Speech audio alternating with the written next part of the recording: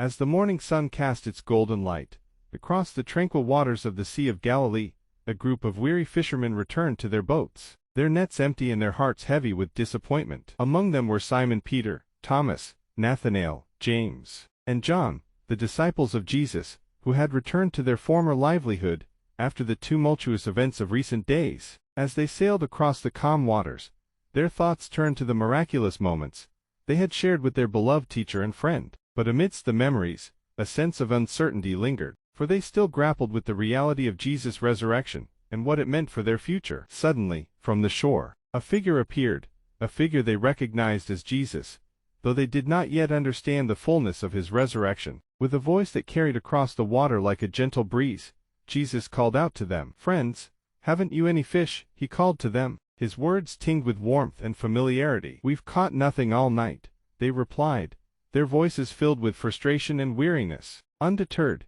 Jesus spoke words that would change everything. "Throw your net on the right side of the boat, and you will find some." Though weary and skeptical, the disciples obeyed, casting their net into the water once more. And as they did, a miracle unfolded before their eyes.